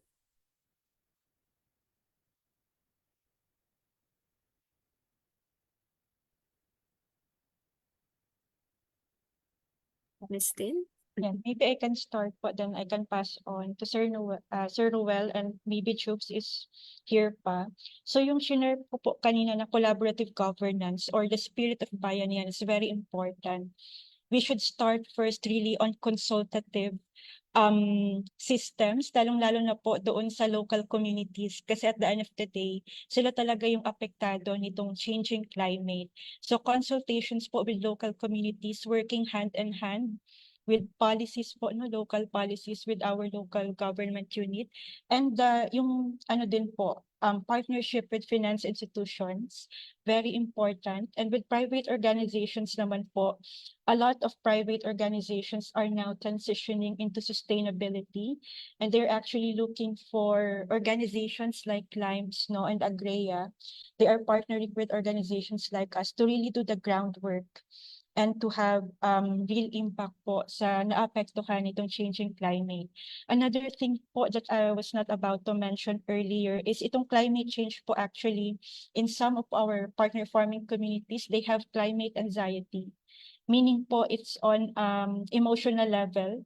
Takot po sila kahit konting ambon. So it's really something to look into them when we talk about climate action is the mental health of the farmers and the fisher groups. And at the same time po, yung engagement ng ating youth in agriculture very important kasi they are the future of this sector, future leaders, future workforce. And if we do not have a table for them now, in 10 to 20 years from now, maybe all of our food are imports. Wala na pong farmers. So wag po nating hintayin na mangyari yon. Really engage everyone, all stakeholders in the value chain. So that means producers, consumers, and yun po, collaboration, very important po, in partnerships. And I think PPSA is a great platform for that because kayo po yung nag-ano ng mga group of agri organizations in the Philippines. So it's a good platform for you to actually influence this kind of discussion. Thank you. I apologize. I was busy answering the questions in the chat. What was the question again? The question po is, in what ways can partnerships be strengthened to drive more effective climate action initiatives in the agri-sector? Well, tulad na sinabi ni Ma'am Christine, no, it's really on collaboration. No? So from the start pa lang ng product Weather Protect, we have not done it on our own. No, we were collaborating with the co-ops. No, we were also collaborating with international partners since we are not experts when it comes to parametric insurance. No, what we are very familiar with is the indemnity type of insurance. So yun yung pinaka number one, collaboration.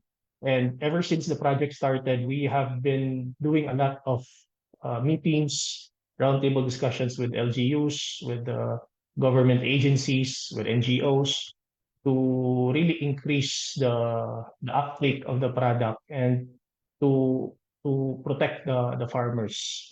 No, just recently, I would just like to say this. No, just recently, we were part of the 4 innovators that was chosen by the World Food Program.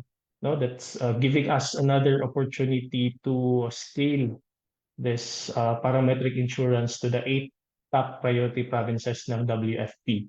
So without them and without our other partners, it would be very difficult for us to really scale up this project.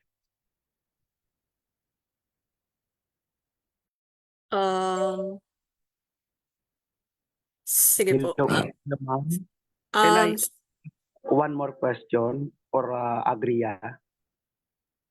Pahabol lang, ma'am. Importante lang ito, ma'am. Pwede?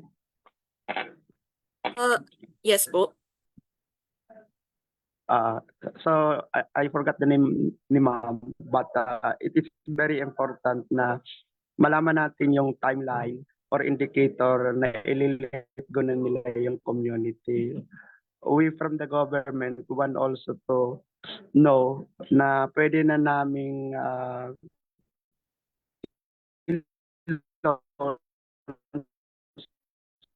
or uh, end na yung kanilang program because most of the program end with a budgetary. If tapos na yun, wala na.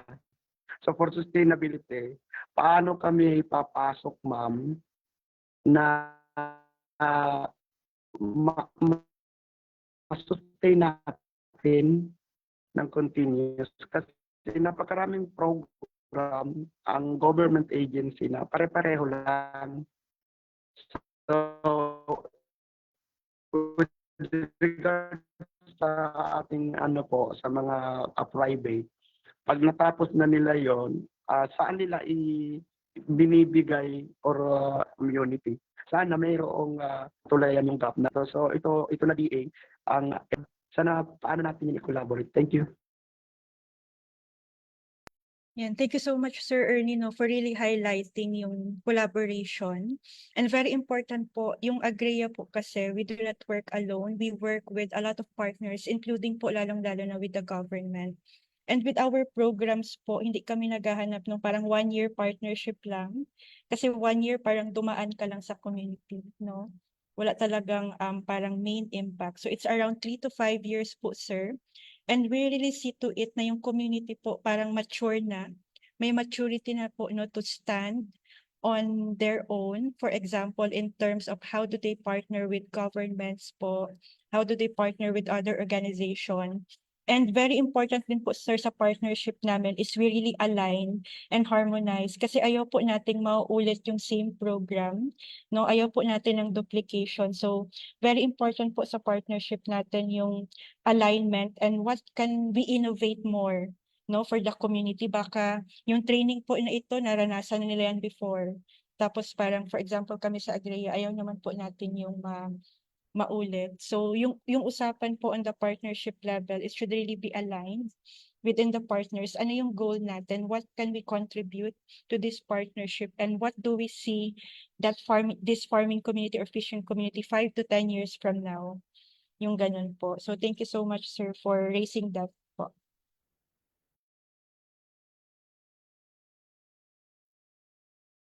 Sige po. So, if Sir Ruel, Miss Tin, if you have any last things to say, last words for our audience, maybe you can share before we wrap up the Q&A. Yeah, just papasalamat ako sa PPSA for giving us a venue to again present what parametric is, to showcase what Clams has been doing for more than 50 years. No, kasi I'm sure marami pa dito hindi nakakilala kay Clams. No, so thank you so much and hoping for mga iba pang activities tulad nito. No, yun naman talaga yung pinaka makakatulong sa mga farmers is to collaborate, no, yung PPP. For us to really influence kung ano yung mga magagandang practices and yun to sustain, no, tulad ng sinabi ni Sir Ernie, maganda yung ano ngayon pero how do we sustain it? So again, if without collaboration hindi talaga magsusustain yun. So hoping for more activities like this and be able to talk to different organizations that is really concerned with the food security of the Philippines. So yeah, thank you.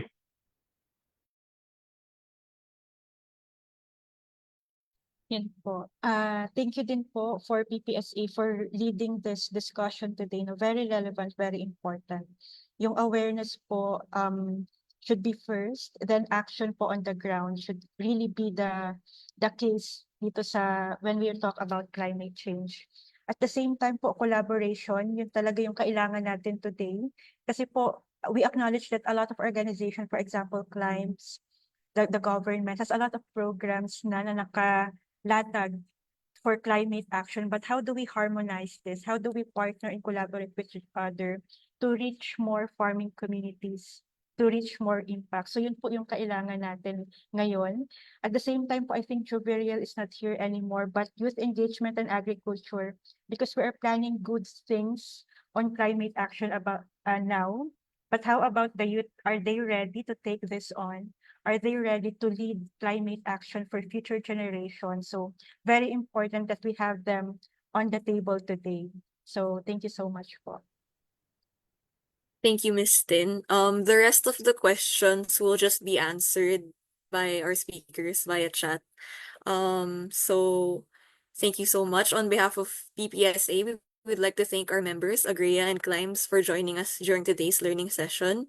And thank you as well to our participants for your questions. I'll hand the floor back to Susie.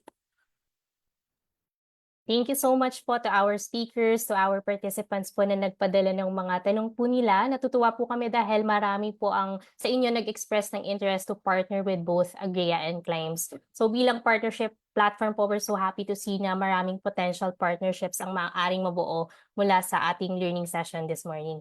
So our speakers have shared their contact details sa ating Zoom chat box. Mag-reach out po tayo sa kanila and we're so excited to see how this partnership develops. But before we proceed po to the next part of the session, may we request po everyone to turn on their videos for a group photo. Sige po, pakita po natin yung mga fresh nating mga mukha. Sige po, marami po tayong ngayon, attendees. So we'll try to take a picture of everyone. Sige, ayan po. So requesting please help in screenshotting. Ayan. Thank you po for attending. Sige po, so sa first frame, 1, 2, 3, give us your best smile. 1, 2, 3, smile. Ayan. Second frame naman po. Sige. 1, 2, 3, smile. Sige. Ayan. Third frame. Ayan. Fourth. And then fifth frame. Ayan. If okay na po, thank you so much po sa pag-turn on ng inyong mga videos. And thank you so much again to our speakers. Ngayon naman po, may we call on our Partnerships and Engagement Manager to share with us a synthesis ng napag-usapan natin in today's usapan session. Ms. Jade, over to you. Thank you, Susie. Thank you, Drina, and thank you to our speakers, Ms. Tin and Sir Ruel, and also Joveriel. So today's discussion highlighted the urgent need for innovative approaches to enhance climate change resilience, especially po since ito nga pong ating bansa ay isa po sa mga most climate vulnerable countries globally. So both Agria and Climbs po presented their innovative solutions focusing on sustainable agricultural practices and insurance mechanisms that can help mitigate yung impacts po ng extreme weather events on farmers and cooperatives in the Philippines. So Agria naman po presented their sustainable and inclusive agribusiness model, which aims to cultivate human dignity through agriculture. So yung shinare po nila na Spaces Project also emphasize po yung importance ng collaboration across civil society, local governments, and the private sector to create lasting impact and underscoring nga po yung importance ng partnerships para ma-ensure po natin na magiging sustainable po yung climate action na ginagawa po natin sa mga community. So Agria po also stressed yung importance ng education and capacity building, especially po among the farmers, the youth, and women in agriculture. So they also highlighted po that changing climate affects not only the food producers but the overall food system. So meanwhile naman po, Sir Ruel of Climbs addressed the financial risks faced by farmers due to extreme weather events. He highlighted that climate change have cost around 290 billion pesos in agricultural losses in the Philippines. So he also shared the Weather Protect Insurance of Climbs, which is an index-based insurance solution that is designed to protect farmers from financial instability caused by extreme weather. So yung Weather Protect Insurance po ng Climbs helps offer fast and accessible payout to farmers and co-ops to recover quickly from climate-related losses. And Climbs also promotes inclusive insurance, making these products affordable and accessible to communities to enhance farmers' climate and resilience. So our speakers also shared their contact details, so please feel free po to reach out to them for potential partnership or collaborations, or if in case you have further questions po about the projects and the products that they presented po during the webinar. So As climate risk continues nga po to escalate, it's crucial po that we have this kind of interventions to help ensure the sustainability of the agriculture sector and the food security of millions of Filipinos. So thank you so much po for joining our Usapang Climate Change this morning. Back to you, Susie. Ayan, thank you so much, Miss Jade. So sa mga participants po natin na nagtatanong about our certificate of attendance, our team will share a link po mamaya sa ating chat box. So please fill out that form po to automatically receive your certificates via email. But before we proceed naman po to the closing of this usapan session, let's have a quick poll po. We want to get your feedback for our future learning sessions. So we'll just have a quick poll. Let's launch our poll. So ngayon po, we'll have 2 questions. So did the event meet your expectations? And second po, what was your impression of our speakers and the topic? So this will be very useful po in the future as we improve our learning sessions that we will be bringing to you po. I think we have a third one. So the third one is, were you satisfied with the overall event? Ayan. Yeah, I think we have enough responses. Thank you so much po. I think we can end the poll. Thanks for your feedback. And now to formally close po yung ating session, let's welcome PPSA Country Director, Ms. Angel Bautista, for her closing remarks.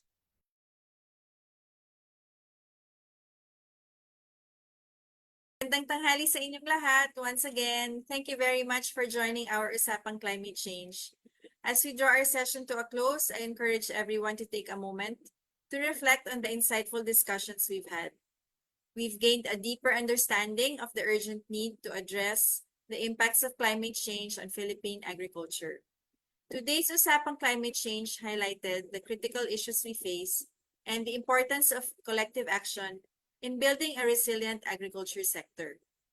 I would like to thank Agrea and Climbs Life and General Insurance Cooperative for sharing their expertise and best practices in helping empower our agriculture sector to be more resilient to climate change. The programs, tools, and strategies we've learned today, such as Agrea's Spaces Project and Climb's Weather Protect Insurance, remind us that solutions to climate change require innovation, cooperation, and a shared commitment to action. It is through these partnerships and shared knowledge that we can build resilient, climate-adaptive agriculture systems. Today's session has also emphasized that education and technology are key to empowering our farmers.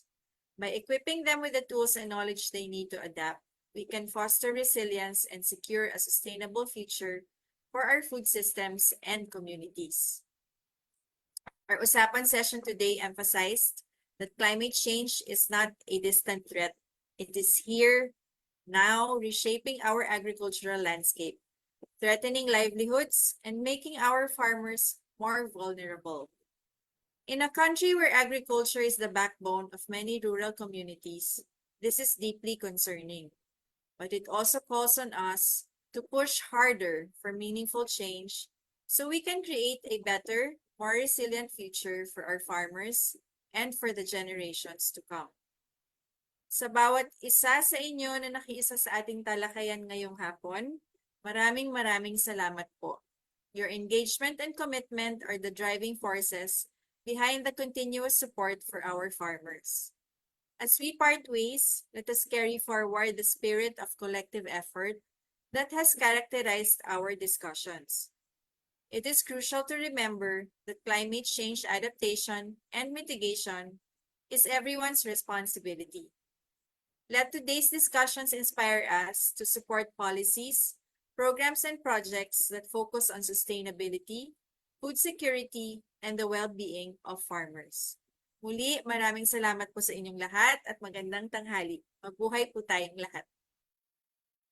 Thank you so much, Ms. Angel. That ends our Usapang Climate Change, a current state of climate change in relation to Philippine agriculture. Thank you so much for everyone for attending our session. This session is brought to you by Philippines Partnership for Sustainable Agriculture, Agrea Foundation, and Climbs Life and General Insurance Cooperative. Thank you so much po sa ating mga speakers We hope to see you all again in our next usapan session sa October naman po, kung saan pag-uusapan naman natin ang ating paboritong inumin, ang kape. So thank you once again and magandang tanghali po sa inyong lahat. Have a great weekend ahead. Thank you po.